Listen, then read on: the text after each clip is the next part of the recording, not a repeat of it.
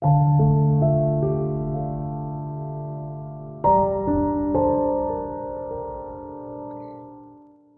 the fading light of twilight, on the evening of August 7th, 1973, 8 men forced their way into a shabby boat storage unit in southwest Houston. When the doors were opened, they found what at first appeared to be a random assortment of junk. Empty water cans, the frame of a stripped 1971 Camaro, empty paint cans, a rolled-up rug, tools, batteries, and other odds and ends. Closer inspection, however, revealed items which seemed to confirm their suspicions. Sacks of lime, and most ominous, a yellow boy-sized bicycle, which matched the description of that which belonged to a 13-year-old boy who had vanished 5 days earlier. After poking around, the team started to dig. By the end of that night, the bodies of 8 boys and teens in various stages of decomposition would be pulled from the floor of that boat shed on Silver Bell Road. By the time digging finished, 9 more would be found. More graves would also be found across the region. Who were these boys? What monster was loose in Houston in 1973? Well, it would turn out that there were multiple monsters. Dean Corll, a 33-year-old relay inspector, industrious and often described as generous and friendly to those who knew him. David Owen Brooks, an 18-year-old, mousy, quiet youth and sometimes roommate of Corll. And finally, Elmer Wayne Henley, 17 years old, a young man who worked occasional jobs to provide for his single mother and brothers. In this episode of Two Friends and a Coffin, Corll and Behn speak for the lost boys of Houston, the 28 victims of the Candyman and his 2 accomplices. Note, this episode has strong language and may not be suitable due to the subject matter, which includes sexual assault of young children, which may also be triggering to survivors of assault.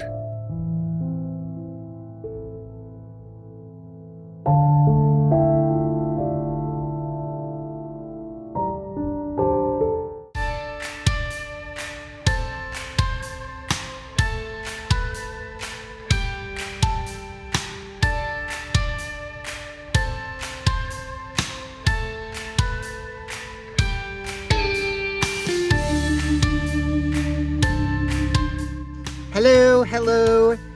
This is Joshua Behn. And Carly. Welcome back to our second episode of Two Friends and a Coffin.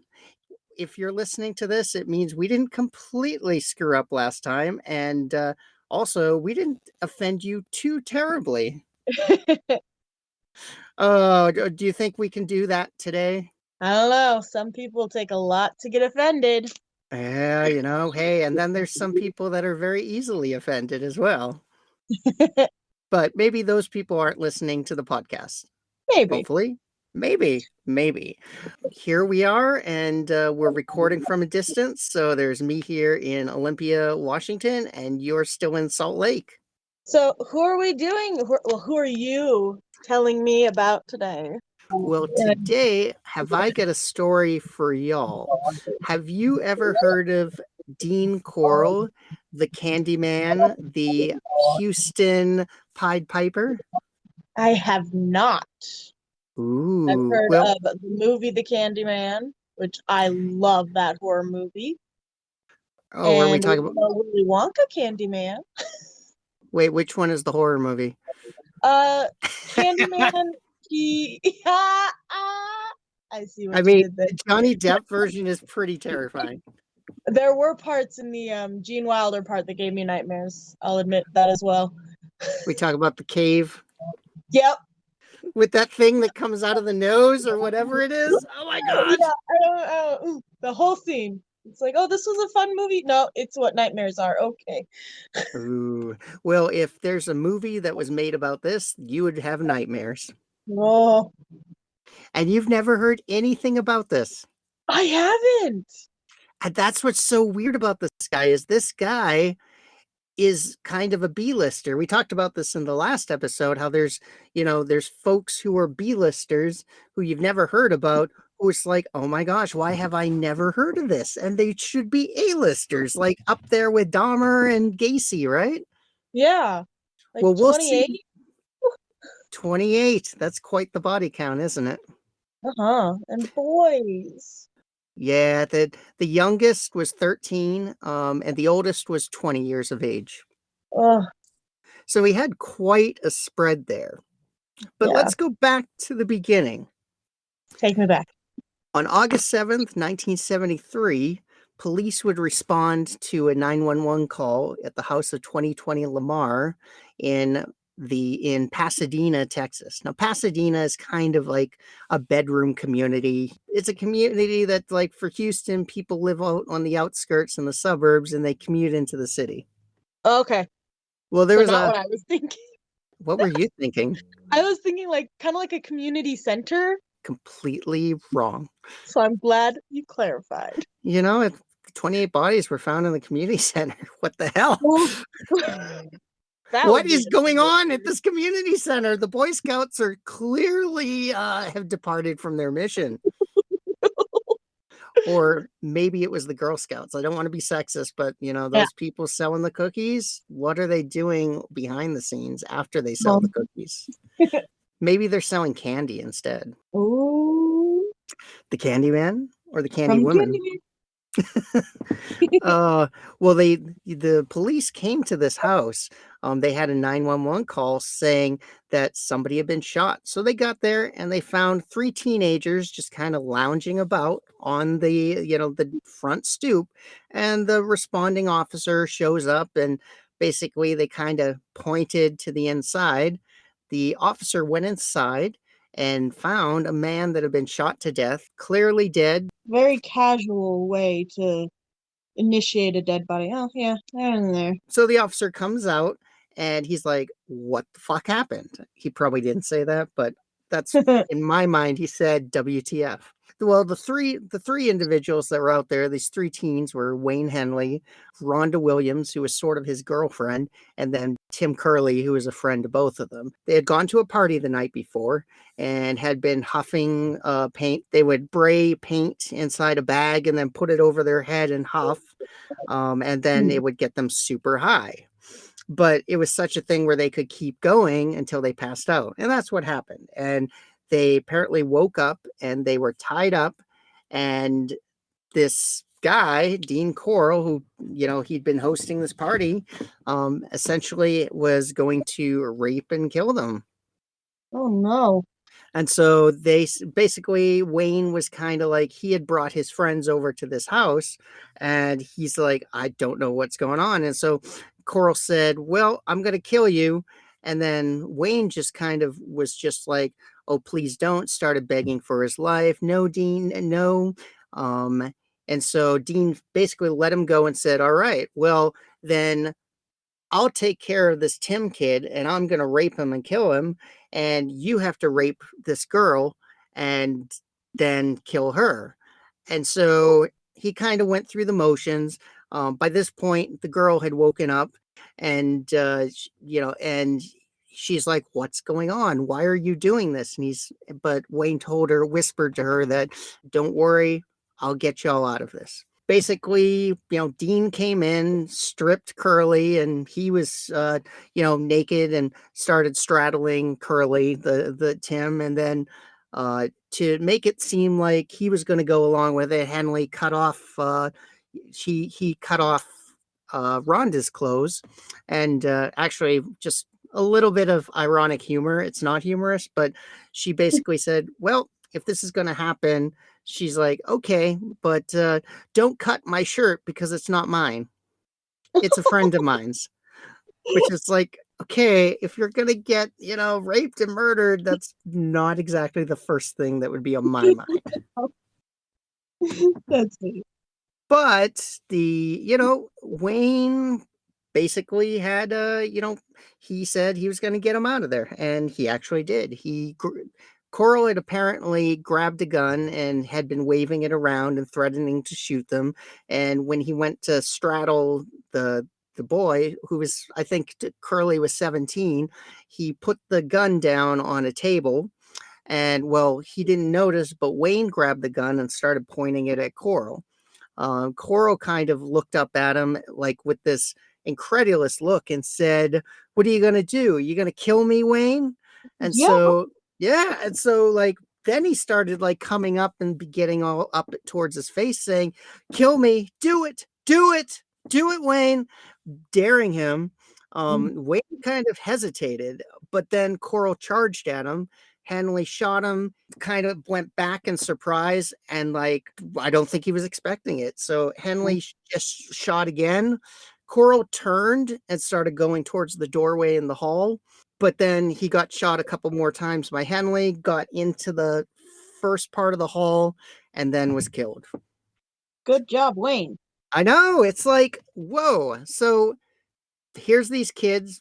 They'd been innocently going to a huffing party, drinking the night before, apparently having fun with this guy Dean that Wayne knew, and now they're in this middle of this monster situation where they find themselves woken up, tied up, and about to get raped, and then Wayne comes to the rescue and shoots this monster. Yay, Wayne. No, awesome job, Wayne. Well, everybody kind of regroups. They get their clothes on. I don't know what Rhonda did because, according to accounts, he cut her clothes off. So I don't know what clothes she was wearing, but that's irrelevant. That's neither Mhm. here nor there. So they go outside. That's where they meet the police officer, and this is the story that that they tell. Curly and Rhonda basically collaborate said the same things. They didn't know a whole lot about this Corll. Um, and then they took Wayne down to the police station because, even if it wasn't self-defense at this stage, he had killed somebody, so they Yeah. needed to really go down and talk to him. Hmm. So they get down to the police station.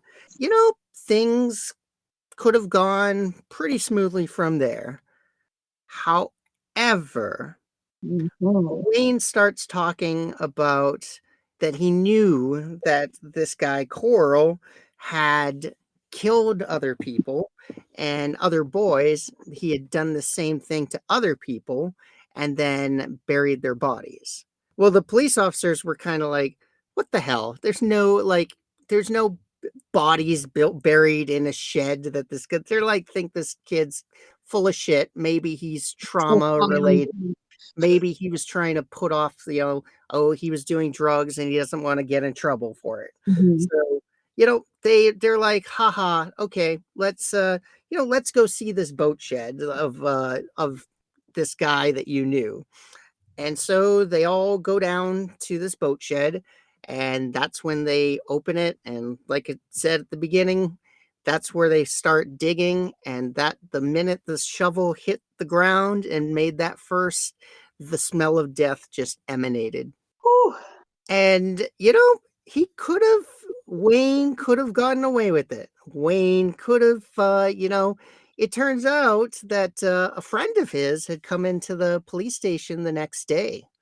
And this other person, David Brooks, came in and said, "Yeah, I know about Dean Corll, and I know that he bragged that he had killed other people too, but Wayne, had helped him."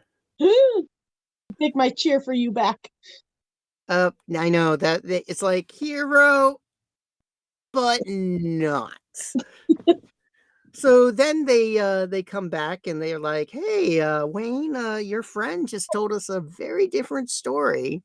And Henley was kind of like, "Okay, well, if that's going to happen, now I can tell you the whole story." And so he started talking and talking and talking. Essentially, what came out was that this guy, Dean Corll, was, getting boys, young adolescents, sexually assaulting them and then killing them.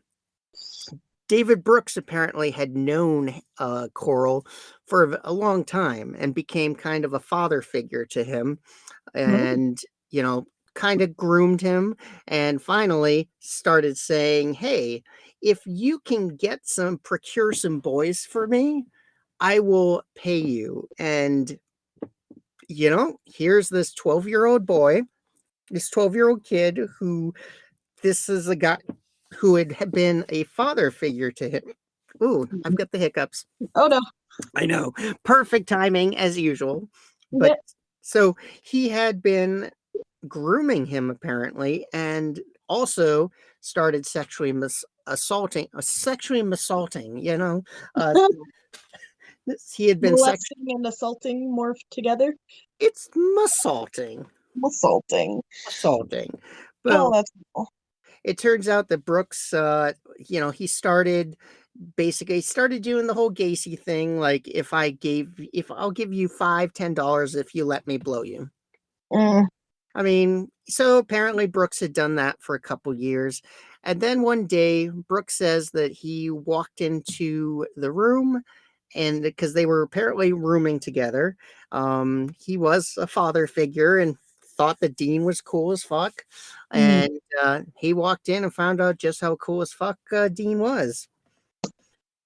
He walked in and saw that there were two boys chained up to a wooden board, and that Dean was brutally sexually assaulting them. So not cool at all. Not cool. David just basically says that he kind of said, and so David left. Well, he came back. I mean, he clearly he didn't report this to the police. And Uh-huh. it's like, okay, he came back, wanted an explanation, and Corll was like, well, I'm part of a pedophile ring that sells pictures of boys and boys into sexual slavery throughout California. Yeah. And he said, if I can get your silence, I'll buy you a Corvette. You know, your silence for a Corvette. No, What would buy your silence, Carl's? not a Corvette. Not a Corvette? What is there anything you can think of where you'd be like, I'm not going to the police? I can think of a lot of things, honestly, that would give me pause. Mm-hmm. That I'd be like, oh, or that I would say I'd be silent until I got the thing and then I'd go to the police. So like an Emerald Key annual pass to Disney World. That. That's Or like if one we're of the gonna go things. cars, I would get like a Studebaker or something. Ooh. But like, especially if it's a car, like a materialistic thing, okay, wait till you get it and then go cry on them if you're gonna do that. But let's be realistic. Let's just help the little babies and not help a pedophile ring in any way. That's what you and I would do.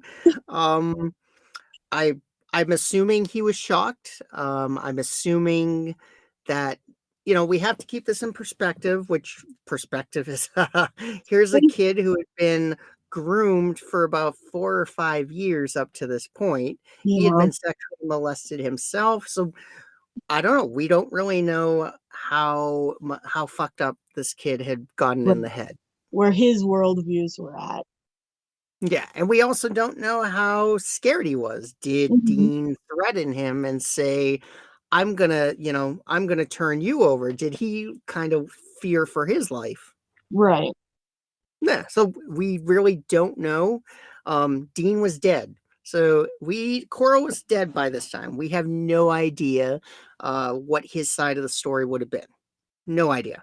Mhm. It turns out we could have a very different story, but as of this point, we got Brooks and we got Henley.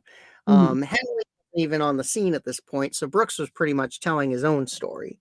Well, apparently Brooks accepted the deal with the devil, and he got his Corvette. Mhm. And then he was the shit around town because all the kids wanted to be around the Corvette.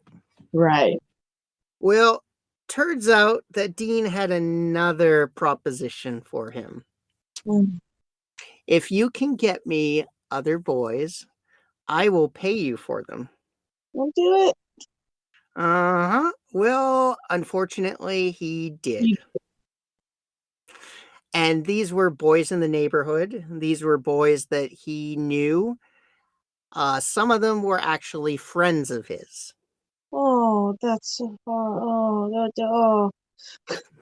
Yeah, I have no words for this. Maybe I had sympathy for this guy up until, oh, but I brought him my friends. Mm-hmm. If you're gonna do that, I'm not justifying, but if you are gonna do that, bring strangers, bring people you don't know, but to bring your friends, You don't trust and love you. Like, huh? oh, Well, it turns out that one of these friends that he brought was a boy that we've already covered. Guess who? ew. Wayne. Wayne! Oh, Yay. I mean, not yay, but Wayne was brought, and it's kind of clear at this point that Wayne was supposed to be one of these kids that was going to become one of the victims. Well, mm-hmm. Corll apparently took a shine to him and basically saw something within Wayne that he liked, and these killers, those who are into sexual assault and rape, they I don't know how they do it, but they know they can Mm-hmm. spot a potential victim a mile away. Yeah, They know who is going to be vulnerable, yeah. but they Who they can also groom, who they can what was that? Sorry, go ahead. who they can groom and who they can manipulate and stuff. Exactly. And I think in this case, it was who they could manipulate because he clearly saw that Henley was a popular kid. I mean, he was a dropout. He basically had dropped out from the age of junior high and was kind of roaming the streets. He was drunk half the time, high off his ass half the time, but he was somebody who the kids in the neighborhood respected. He knew a lot of people. He was kind of cool. If you ever see pictures of him, he has these intense eyes and this just kind of, oh, it's like just, yeah, this very easygoing attitude that disarms you, especially if it's somebody that you would have respected, someone older than you who, they're an older youth. Mm-hmm. You know what it's like when you were younger and there were girls that you looked up to, right? Right, and like people who, were older than you, but then weren't like adult age or, you know, like, because didn't you say older youth? As far as he was the older youth.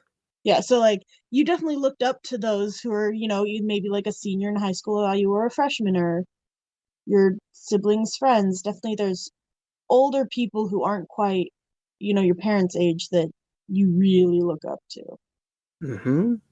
and and Henley and Corll and Brooks had this perfect setup where they would not just, they were luring. Clearly, Brooks and Henley were the lures. They were the ones who were luring the boys in the, the net for the spider, who is Corll. Mhm.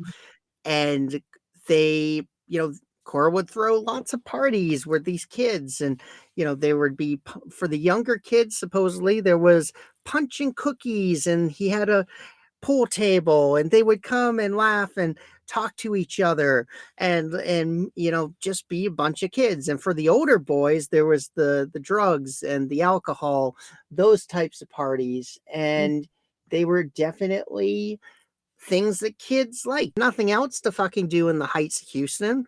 Here's some cool parties.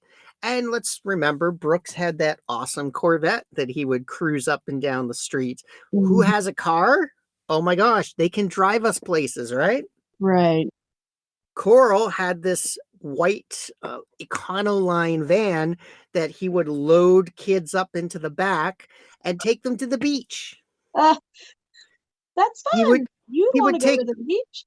Yeah, I know. Did a fun day surfing on the beach. I mean, I don't know if they surf down in this is the Houston area, so they would have gone to Galveston would be the closest beaches.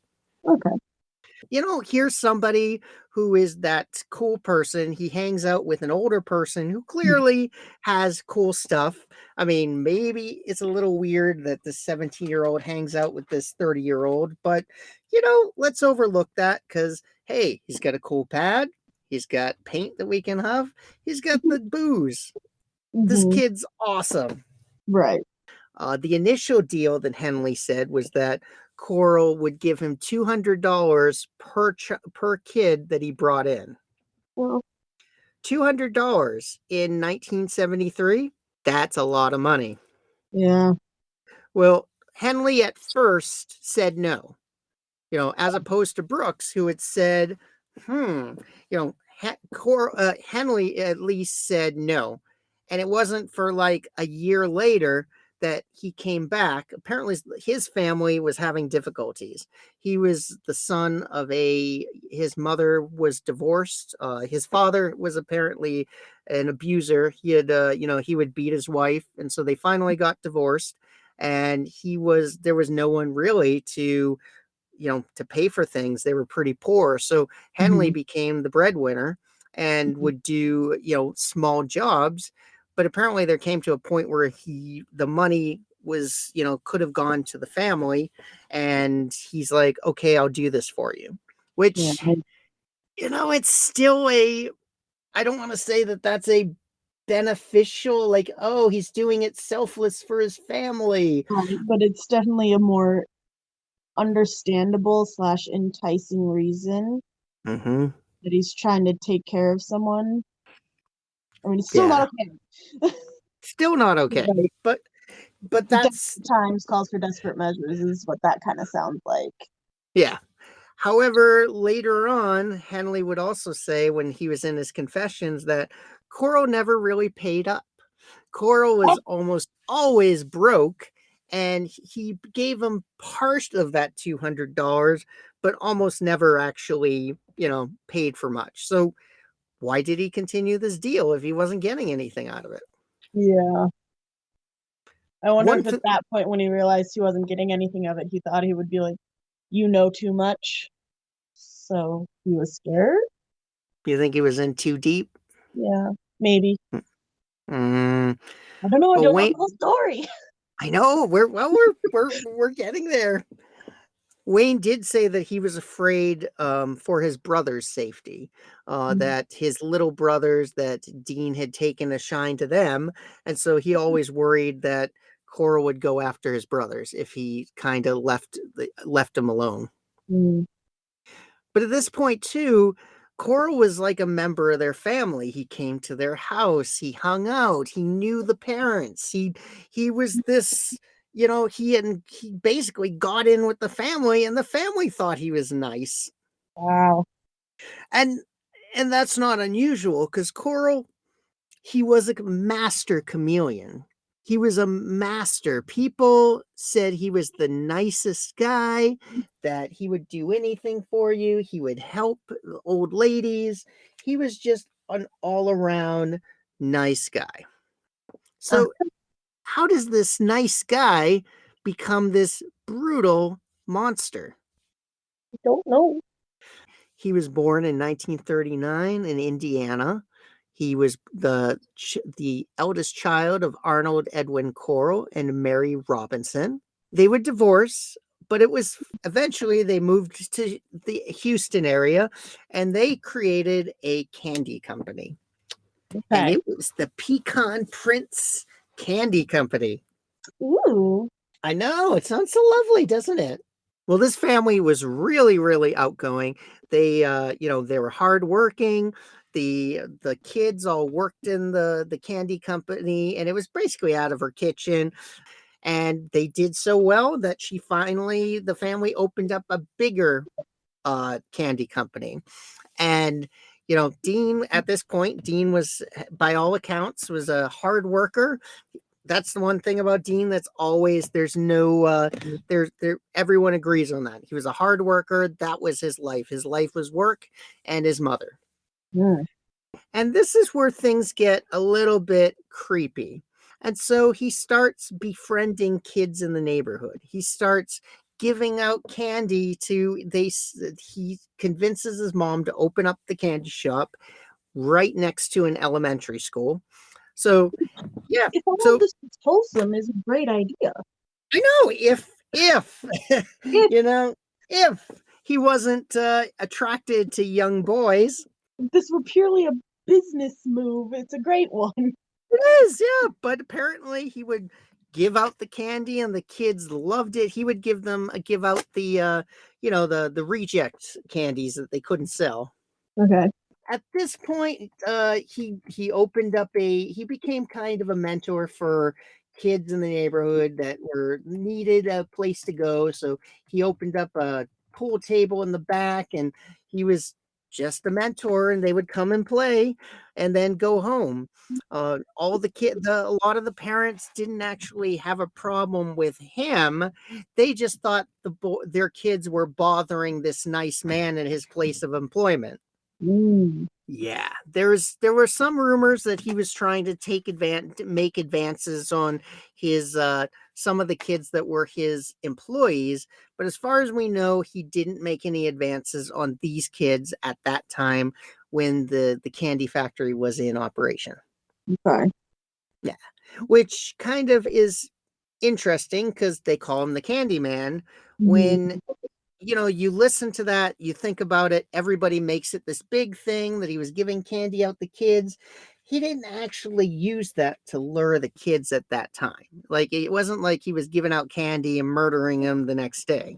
Right, in the candy factory. But he did eventually. There were kids because he operated in the same neighborhood. Some of the kids that would eventually become his victims were those who had hung out at the candy factory years earlier. Mm. So it is kind of like they did know him, and maybe that was why their guard was also lowered. He wasn't exactly a stranger.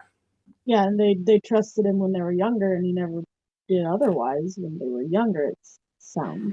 Well, 1968, the company starts having problems for whatever reason. The candy sales aren't that good, and his mother decides to cut her losses and shut down the candy factory and move to Colorado. And Dean, for the first time in his life, is on his own. No more mommy. Oh no. And for most people, this is a great, awesome opportunity, right? Yeah, chance to be you. Take a big step in life. Exactly. He changed. He was always into electronics and awesome with tinkering. He for the kids, he would kind of like show off. And when he was working the candy factory, he would show off all his electronics. And he made these microphones that would pick up and record telephone calls. And he had this frog with eyes that would roll and talk when someone called. So he was kind of brilliant electronics. And he got a job as a relay operator with Houston Power and Light. He got his own apartment. However, about this time, about 1970 is when he started killing. And his first murders, the first person that we know he murdered, and because that's when the body that was found was a 20-year-old who had been hitchhiking from Austin. He was a student. We know that this probably was not his first rodeo, his first murders, because this kid was brutally murdered. Yeah, And what do we know about serial killers and their first kill? it's messy and put accidentally most of the time. It's not nicely wrapped up package Yeah, buried on the beach, tied hand and foot and all nice, is it? yeah, no. No. So chances are this was not his first. How old was he at this point? He was 31 at that point. So he had actually gone. That's about kind of the age too that I think a lot of serial killers actually start killing. Mm-hmm. So 1970 is kind of when he started. It seems that once Corll got a taste for killing, he kept going and going and going. And the two boys that he took under his wing, Brooks and Henley, became integral in that. Corll was the head. Henley, turns out, actually seemed to enjoy what he did. Brooks said that he was particularly sadistic, and Henley, unlike Brooks, actually admitted to participating, stating that he had killed 9 of the 28 boys. Wow. What did Brooks and Henley talk about what was done to these young men? Well, most died from strangulation. That seemed to be the most common method of death. So very, very physical, very, getting your hands dirty. Yeah, very personable, horrible. They also shot several of these boys. Generally, the weapon of choice was a 22 handgun, but some of these boys were shot and then left to bleed to death. There was an extreme amount of sexual depravity and sexual sadism here. Brooks was very silent on a lot of things that he would do, but Henley was more matter of fact. Henley basically said, well, when he was asked about one particular murder, said, Dean fucked him in the ass. And then he had his fun. And that was kind of how Henley put it, as he had his fun. No. He didn't really go into details either, but we know that some of these youth were kept alive for hours, and in one case, one of them was kept alive for at least 4 days. That was one that Henley said that Dean really liked and didn't want to let him go. Wow. They would be anally raped. There were lots of sex toys kept for this purpose. One of the most horrible and sadistic things that I've probably heard in a long time is that Dean had these thin glass rods that he got from his employment, because he's working at a power company, and for some reason they have small glass rods. Don't know much about why, but he would take them and insert them into the urethras of these kids and slide them up their penises. Oh, And then he would break them off and crush them inside. Oh, that is Yeah. horrible. Oh, Baba. Yeah. Oh my gosh. He would cut off their penises. There's the infamous bag of dicks that were found in one of the grave sites, basically, just like it sounds, a plastic bag full of penises. And unlike a lot of the boys, this bag of penises actually was very remarkably well preserved, and they could tell a lot about what happened during this, and it was a lot of pain and it was a lot of brutality. And there was one who had his torn off by biting in one swift motion. Oh, these poor kids. Yeah, I can't even imagine what these kids went through. Oh. These are just some of the stories about how brutal these folks were. And say what you want about people like Dahmer. Dahmer wasn't about the killing. Dahmer did not let people, he didn't torture them. He actually wanted to kill them very quickly. Yeah. This guy, Corll, wanted to kill them in the most just brutal way possible. Oh. One of the other really sadistic things, and this was not just to the kids, but how Corll and the boys played with their parents. Several of the parents were sent letters, supposedly from these kids, saying that they had found jobs in so and so places, and that we're sorry, but we're going to be gone for the summer, and not to worry, but we'll be back soon. No. And some of them actually do seem to be written by the kids, so it's possible that he actually forced the kids to write these letters when they were being held prisoner. Oh, those poor kids. And some of these, and the parents, to give them extreme credit, almost all of them didn't believe that when they got these letters. They're like, something is wrong. This is not my son. This is Mhm. not how he is. One of the parents was a truck driver, a long haul truck driver, and Uh-huh. he read the letter because the letter basically had said that, hey, I found a good job unloading in this city, and then we go on the truck and we unload in this city. And the dad's like, this is absolute horseshit. This is not how long haul trucking works. You don't bring your crews with you. Uh-huh. Each location has their own crews.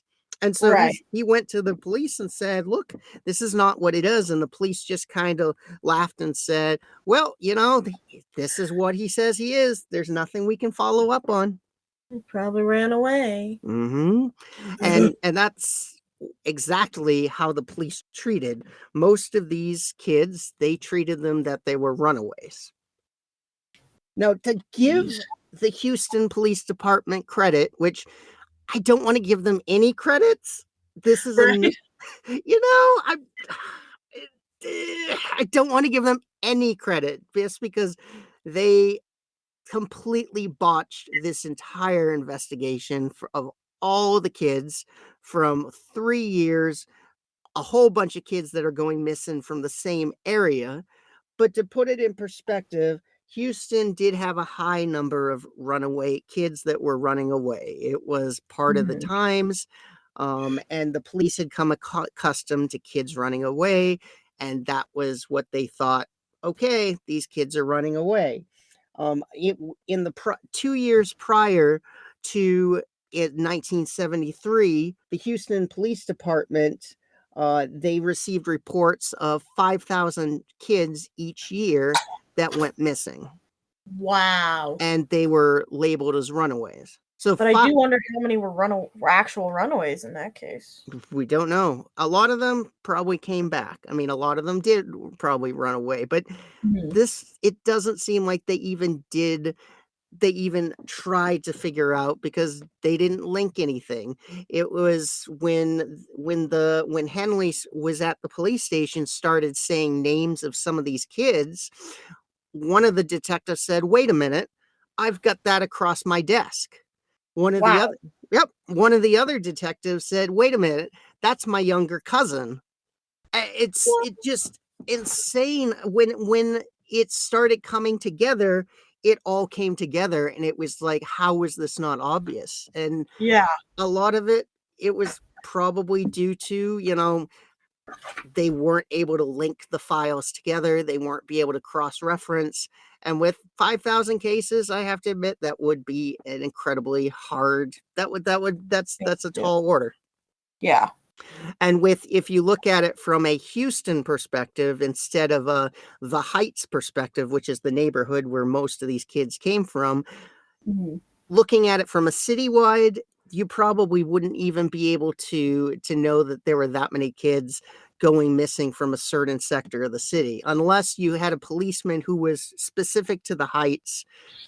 That's probably the only way that the police would be able to even say, wait a minute, something is going wrong. The kids are even saying that, where are my friends disappearing to? Right. Wow. And have that many, just like, I can't even imagine, like what you said with like, where are my friends disappearing to? It's like, I can't even imagine having that many of my friends just going away. A majority of the youth they had all gone to the same junior high and high school. So like it was a close-knit community, it sounds. At least for those that we know that were from that area. There were outliers. There were the hitchhikers that Corll got. But as far as the majority that, Brooks and Henley brought in, they were bringing in people they knew. And that were all friends. Or acquaintances. In fact, get this. This is the one really fucked up thing about one of the victims, Frank Aguirre. He went missing. He had a job. In fact, he and his girlfriend were in love and they were fiancé. They were going to get married. So he suddenly turns up and goes missing. He never picked up his last check from the place where he worked. He never told his fiancée goodbye. He just left his car. So the idea that he would run away, that's just... Yeah, no. Yeah, and Monstrous. And it's just preposterous. It turns out that you know who his fiance was? The one girl from the beginning? Yes, Rhonda Williams, who eventually became Henley's girlfriend. Oh. And Henley knew the entire time what had happened to her former fiance. I wonder if he did that on purpose. Like, he liked her and he wanted him out of the way. I don't know. All I know is that it's just, what the Messed hell? up. Yeah, totally. Absolutely. And these kids, a lot of these kids, sure, some of them, you know, kids were kids. They were into the recreational lifestyle, the parties, you know, some of them were into the huffing parties, but a lot of these kids were not. A lot of these kids were just good kids who were, it's not like they were, you know, on the street doing petty crime, doing, you know, stealing things. And the majority of these kids were good kids. Sure, some of them came from broken homes, some of them were vulnerable youth, but a lot of them, almost all of them, had somebody in their lives that cared about them. Somebody had family members who did look out. And the majority of these kids did, you know, when they turned missing, the parents were like, this is not them. They should not. And nobody listened to them from the police. They basically said, well, they ran away. And they're like, this is not my son. He would not have run away because of this situation or this situation. And that's the sad thing, is that in this particular situation, it really wasn't vulnerable youth. It wasn't it wasn't the gay kids. It wasn't the gay kids, the transients, the homeless, the sex nobody would workers. miss. Yeah. It wasn't that, which it's terrible when those folks are targeted, but those folks are always targeted, almost always. Here's a situation where it was your regular kids.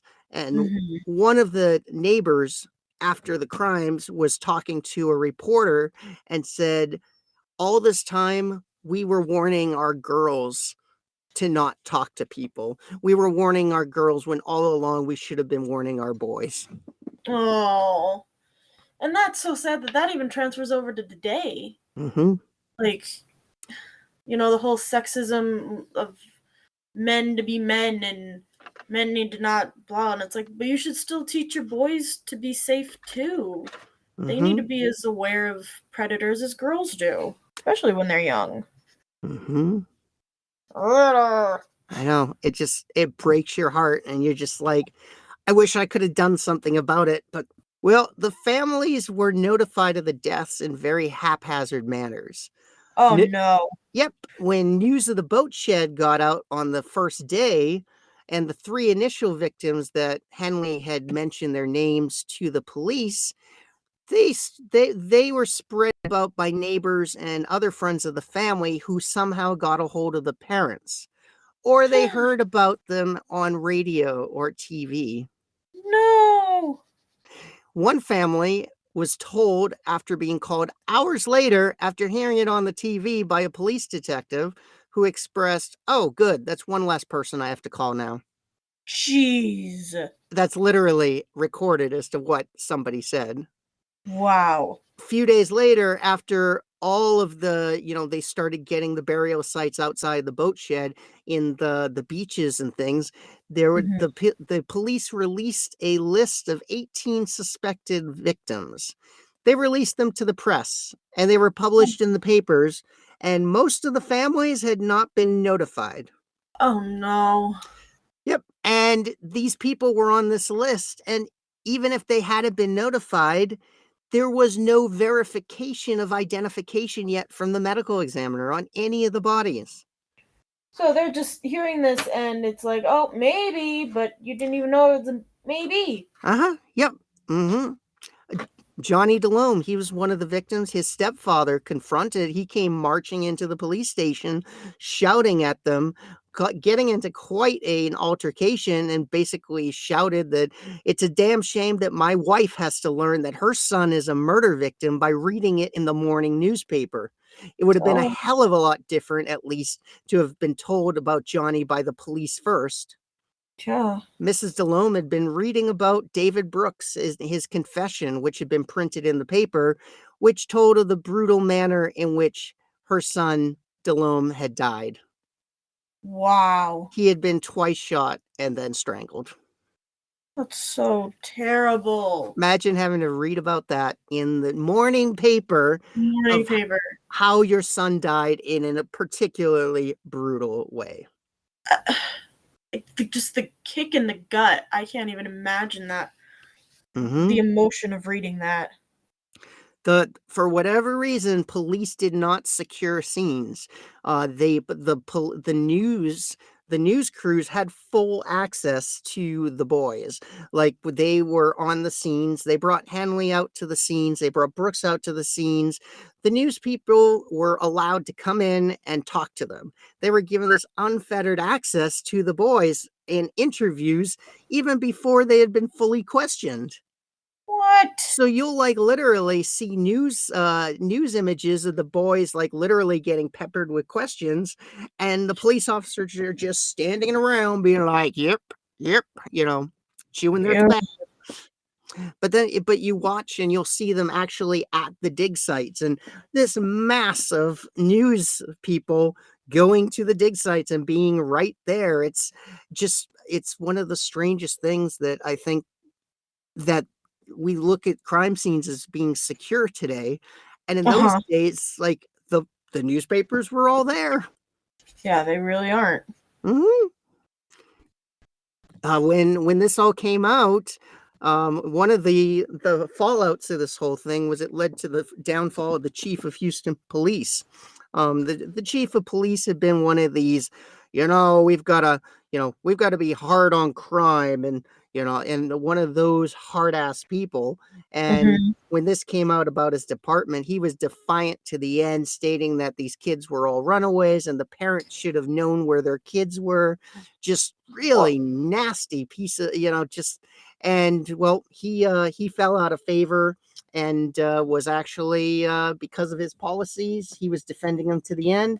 He ended up on his ass out the door. So that was, I guess, one of the good things about this was there was a change of the police chief. There were tons of problems with the identification of the bodies. The medical examiners, I think, the police aside, the medical examiners, the pathologists did an amazing job here. They did what they need. They had an incredibly hard time.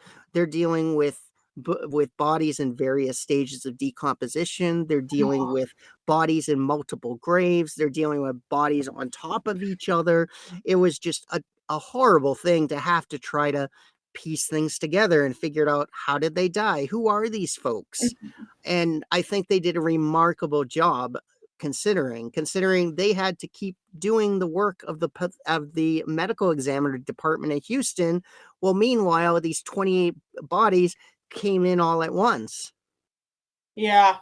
That's a big burden. But even though they did try their best, some of the bodies were misidentified and mixed up.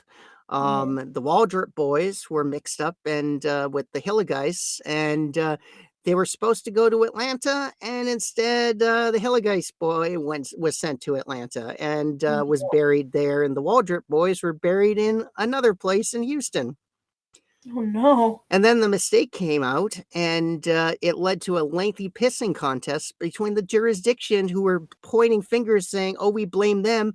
And then they started arguing about who was going to or who was not going to pay for it.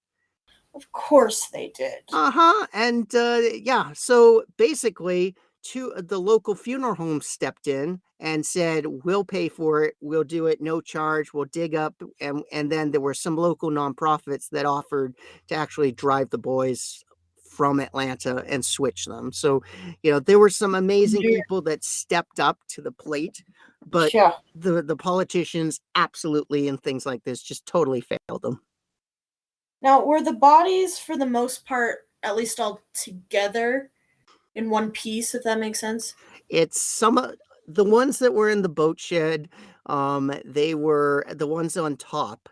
They were generally wrapped up well. They were the more recent ones, so they were kind of intact.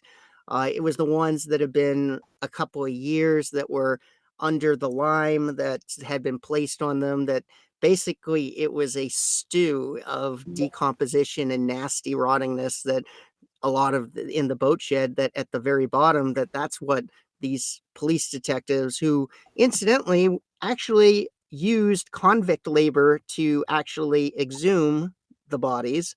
So can you Oh, imagine being in the drunk tank, and then suddenly, hey, we're going to have you dig up rotting bodies? oof. Yeah. That's not going to make you drink more. Oh my gosh. But yeah, they had to wade through. You know what that smell is like. Oh, I do. So can you imagine having to go in and wade in with your hands, pick through mud with all that smell? You've got trying to sort things out. Can you imagine in the heat of an August Houston summer? Oh, horrible. Hell. Yeah, definitely hell. And these investigations did take its toll on the police departments, Mhm. and those members of the police. There were those police that did, I think, once the recovery efforts were underway, and the investigation, the missing persons part was done, Mhm. and it was now the recovery. I think they did very good at that point. That's good. So, but it still took its toll. I mentioned that one of the police detectives, Detective Siebermacher, one of his youngest cousin had gone missing, basically a week and a half prior. Well, he was one of the first responders that went to the boat shed, and yeah, they ended up digging up his little cousin right there. Oh.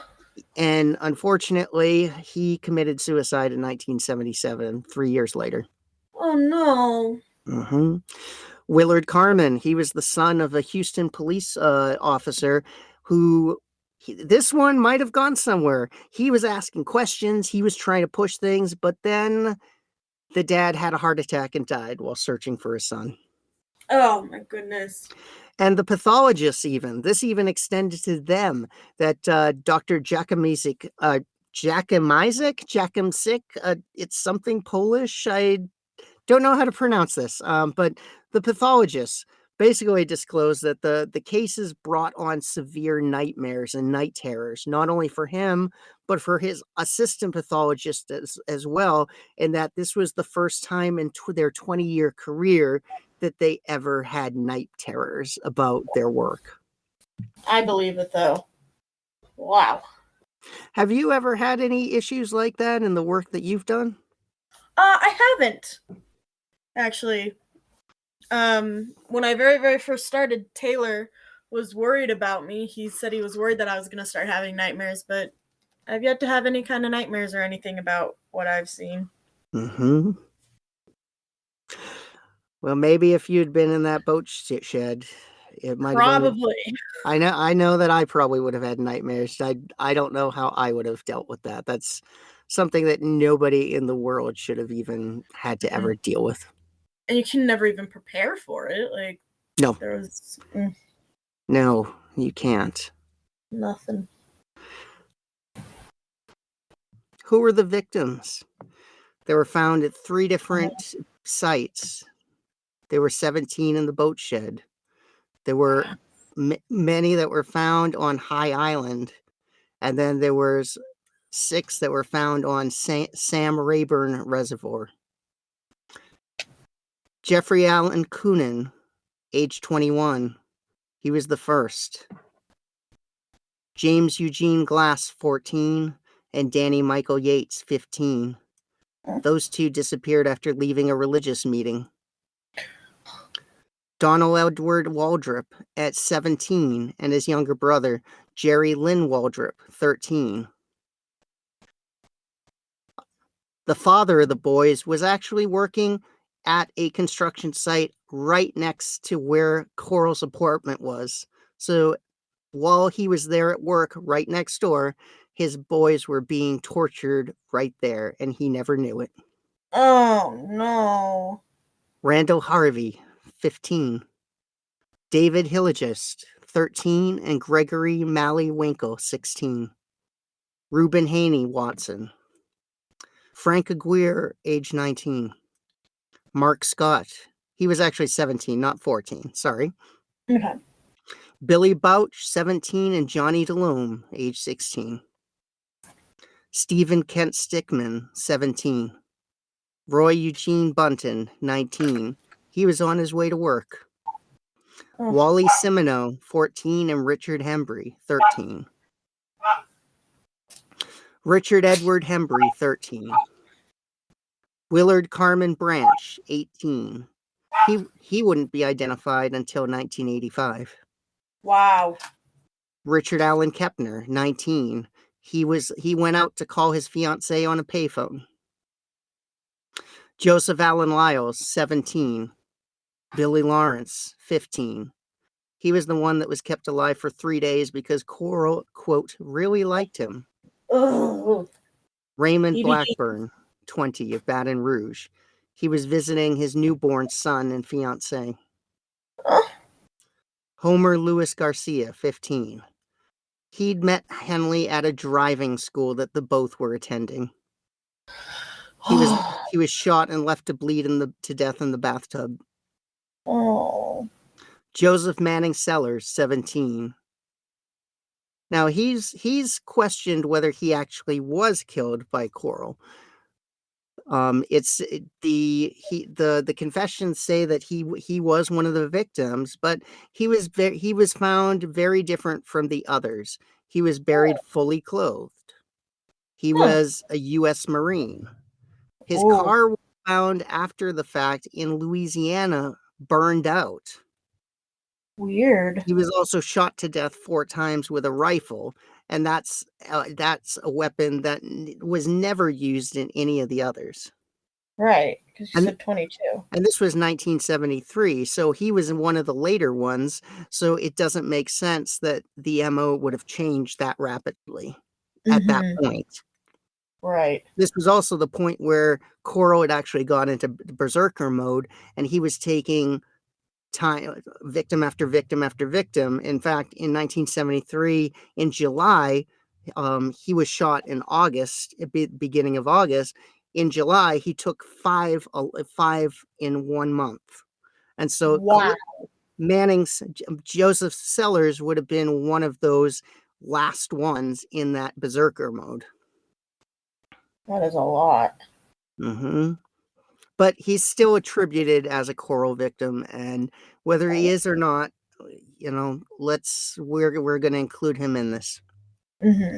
Michael Anthony Balch, 15. He was the brother of one we previously mentioned. His brother disappeared a year earlier. He would not be identified until 2010. Wow. Marty Ray Jones, 18, and Charles Carey Cobble, 17. And finally, James Dramala, 13. He was the one whose bicycle was found in the boat shed. He was the last one. Corll actually went out and got him on his own. Essentially, Corll saw him on his bicycle and said, "Hey, I've got some bottles here if you want to go in and redeem them for money." And so the kid went and took the bottles and redeemed them and was all happy that he came back and got them. And then Corll said, "Wait a minute, I'm just thinking, I got a bunch more bottles in my shed." Oh. Now, he wasn't killed right away. Apparently Corll took him home for a party that night. James actually called his father and said, "Hey, could I go to the party?" Oh. And his dad said, "No, I want you home immediately." He never came home. Oh, that's so sad. Poor dad. Mm-hmm. There almost was one more victim. Billy Rittinger. We don't know why, but he was assaulted and was going to be killed. But for whatever reason, David Brooks actually pleaded for his life. And for whatever reason, Corll acquiesced and let him go. And Rittinger has never really spoken up about what happened. He testified at Henley's trial. He came into the courtroom actually wearing a paper bag, and so nobody really knows who this this victim that lived was. Wow. Corll, of course, never lived to be held accountable for his crimes. His death is what we all dream about with these serial killers, that somebody takes them and finds them and puts a bullet in their head. Yeah. That happened. But what we've lost is that we really don't know a lot. We also don't know how many true victims there are that could be out there today. Yeah. Corll, as we said, he seemed to have been quite adept when they found the first body. So it's likely he could have had other people that he killed before he met David Brooks. As of right now, they're actually in November of 2021, Equus, Texas, which is kind of I guess it's a horse patrol group that goes and looks for victims that have not been identified, looking for bodies. They've actually stated they're reopening the investigation as far as trying to find more victims. And so they've gone around and they're starting to dig at several places to see if there are more remains that they could find. Wow, that's cool. Henley, as we said, did many interviews and documentary. He never talked about any regrets. He said that he was a boy in the looking glass of Corll. And I think one of the most chilling things that he's ever said is, I feel remorse because I'm supposed to. Not because I actually do. He died in 2020. Good. David Brooks never spoke beyond his confession, and he died in 2021. Wow. I wonder if COVID got both of them. Actually, good job. COVID definitely got David Brooks. So there's one good thing that the good Lord ushered off the face of the earth with his pestilence. So that COVID did for us. One good thing out of all the bad things, Did you know that Dean Corll's grave is covered with a veteran gravestone? His casket was draped with a U.S. flag, folded and given to his father. He had veteran honors, but because he was killed before he could be charged, he wasn't guilty of a felony, and there was nothing that could be done to stop that. No. Well. So how many serial killers can we say have been buried with full military honors? None that I'm aware of. Wow, that's horrible. Mm-hmm. That's a cherry on the top of this. And there are many different links that Dean Corll and John Wayne Gacy, the killer clown, had in common. Both of them threw parties and provided spaces for young people to drink and have fun.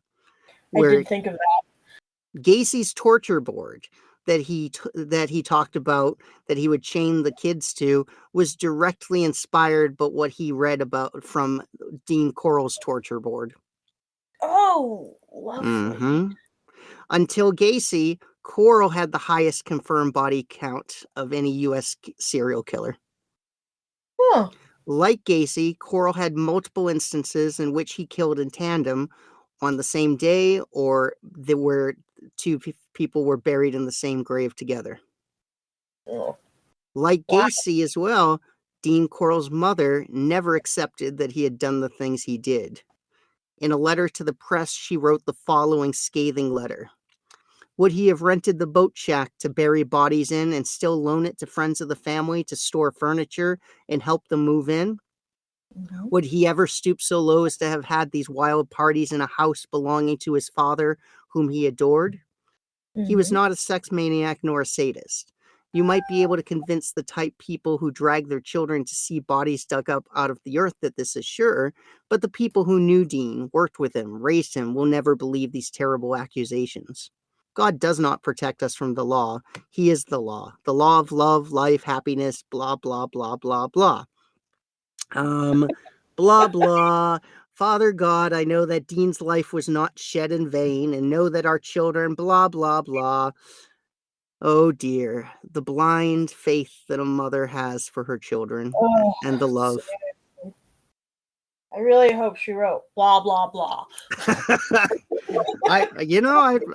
It says right here, blah blah blah. Blah, blah. Wah wah wah wah wah wah. Wah, wah, wah. So that, Mamas. yeah, mommy. That is the story of Dean Corll, the Candyman of Houston. Oh. There are two good books that I actually used as source material in this. The first is by Jack Olson. It's called The Man with the Candy, The Story of the Houston Mass Murders, written in 1974. And then the other one was also written in 1974 by John Gerwell, Mass Murder in Houston. And those are kind of the two books that stand even today as the information for these murders. Wow.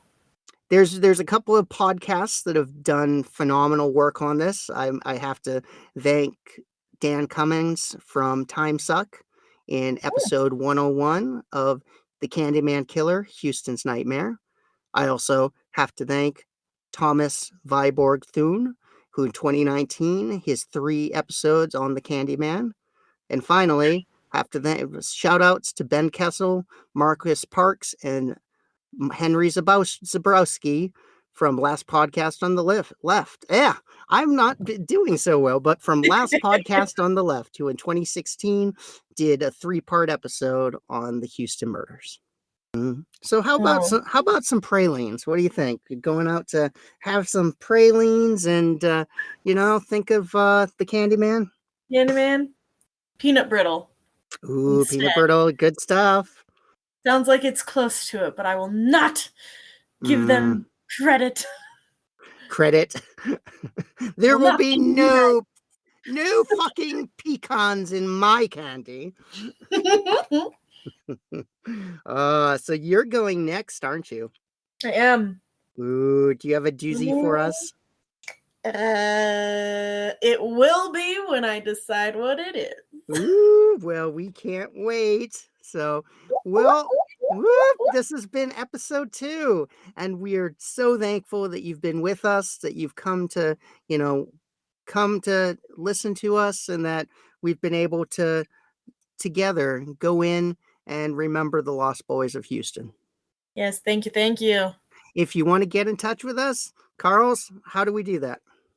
You can email us at twofriendsinacoffin@gmail.com. We're on Instagram at twofriendsinacoffin, and I will set us up a Twitter at twofriendsinacoffin. Whoa, we can do that? I'm gonna. Woot, we're gonna.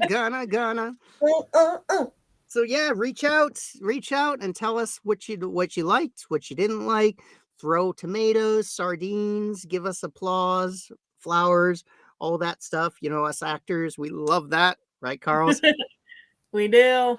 So tell us what you like. Tell us what you'd like to hear. Tell us about the cases, the things, the subject matter that you our fellow coffineers would find intriguing. We would love to hear from you. All right. This has been great.